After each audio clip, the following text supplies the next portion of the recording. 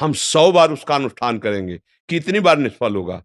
एक दिन तो सफल होगा ही नहीं, निकल जाओगे, निकल जाओगे। सफलता तुम्हारे चरण चूमेगी, प्रारब्ध कोई देवता नहीं है, हमारा किया हुआ पूर्व कर्म है। हम नया कर्म इतना बलवान करें कि उसको रौंद दे।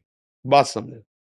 और उसके लिए अब छोटी-मोटी बात नहीं काम करेगी, छोटा-मोटा कर्म काम नहीं करेगा। डट के हमें धर्म और डट के भजन, विध्वंस करके, अगर विध्वंस ना होते तो फिर मोक्ष कैसे होता? मोक्ष का मतलब जानते हो? सब कर्म नष्ट हो गए अनंत जन्मों के, और इस जन्म के भी बिल्कुल मोक्ष, मतलब बिल्कुल मुक्त, अब कोई बंधन नहीं हो, भगवान का स्वरूप हो गया। तो हुआ तो इसी जन्म में, जो हमने साधना की, जो भजन किया, जो चिंतन किया, जो सत्संग किया, मारा इसने पूरी आग लगा दी। कर्मों को संचित कर्म विध्वंस हो गए, जमा गोदाम। क्रियमाण जो कर रहे हैं, ये चिपकाव फसाव वाले नहीं हुए, क्योंकि ये सब समर्पित कर दिए भगवान को। प्रारब्ध आया, भजन के बल से उसको भोग रहे हैं, वो हमें परास्त नहीं कर सकता, निकल गए आगे। सुदामा जी की दशा क्या थी? नहीं थी, ये भी व्यवस्था नहीं थी। परिणाम में क्या हुआ? जैसी द्वारिकापुरी वैसी सुदामापुरी। फल की चिंता मत करो तुम। असफलताएं और सफलताएं, ये हमारे मार्ग की पड़ाव हैं। कोई गर्मी वाला, कोई सुखद वाला, मार्ग का चलने वाला पथिक इन पड़ावों में फंस करके अपने मार्ग को नहीं भूल जाता है। असफलता तुम्हारे जीवन की सफलता का स्वरूप बनेगी। बस डट करके ऐसा भजन करो, सत्कार्य करो, जिससे पूर्व प्रारब्ध नष्ट हो जाए। सच्चाई की, अध्यात्म की बात यह है।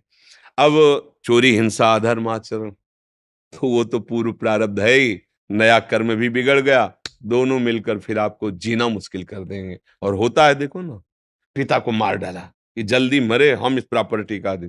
पिता को मार डाला और आप जेल गए, संपत्ति यूं ही पड़ी है, तीसरा उसका भोग कर रहा। विवेक खत्म हो जाता है। विवेकवान बनो, जैसी भी परिस्थिति हो उसमें राजी होना सीखो, वो आपके ही कर्म का परिणाम है। और ऐसे नवीन कर्म करो कि विध्वंस कर दो उस प्रारब्ध कर्म को, जो तुम्हें झुकाना चाहता है, मिटाना चाहता है। हमारी प्रार्थना को अगर आप समझोगे तो आगे बढ़ोगे।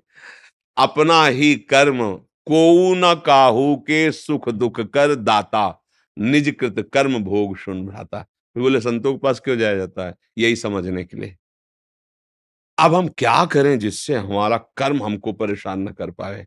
वो है ज्ञान, वो है भक्ति, वो है भगवान का आश्रय। जब घर में भोज आते और भिक्षा भी नहीं मिली, तो पत्नी पूछती कि बच्चों को कैसे जिलाएं? तो तुलसी दल उतारते, ठाकुर को भोग लगाते, आधा आधा तुलसी दल। उनका एक मित्र था जो धनी के यहाँ वो पुरोहित कर्म करता था, डोली में बैठ के निकलता, पालकी में। वो कहता है, सुदामा जी हमारे यहाँ जो सेठ है ना, उनके यहाँ चलो, थोड़ी देर श्लोक बोलना। तो सब व्यवस्था उनका, हमने तो अपना सेठ श्री कृष्ण को वरण किया है। अब वो भूखे रखे चाहे मारे, अब हम दूसरे की गुलामी नहीं कर सकते। हमने तो भगवान को अपना माना है। हिले नहीं तो भगवान का हृदय हिल गया। एक दिन प्रसाद पा रहे थे से, एकदम ऐसे हो गए। रुक्मिणी जी, मन की बात, तो उनका प्रभु, ऐसी स्थिति आपकी तभी होती जब कोई आपका भक्त भूखा होता है। तो भगवान के आंसू आ गए। हमारा पुराना मित्र है सुदामा, और कई दिन से उसके घर में भोजन नहीं, बच्चे। बोले, प्रभु आप दुखी हो रहे हो, महालक्ष्मी स्वरूपम, आप आदेश करो, त्रिभुवन की राज्य लक्ष्मी उसके घर में। तो उनका बात तो यही कि उसके अंदर कामना नहीं है, और मेरे भक्त के अंदर यदि कामना नहीं होती तो माया मैं नहीं देता। मेरे भक्त के अंदर कामना नहीं होती तो मैं माया, और वो निष्काम भक्त है सुदामा, उसके अंदर कभी कामना आ ही नहीं सकती कि हे भगवान भोजन तो दे दो, कभी नहीं। तो रुक्मिणी जी ने कहा, हम आपका दुख नहीं दे सकते। फिर हम कुछ रचती है, तो उन्होंने कहा, नहीं, पहले हमें कामना पैदा करना पड़ेगा।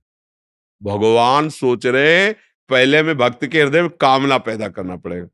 गए एक भिक्षुक के रूप में, जब सुदामा जी भिक्षा को गए थे, भिक्षाम दे, अतिथि धर्म गृहस्थ में बहुत बड़ा धर्म होता है, दरवाजे आए हुए का आदर करना चाहिए।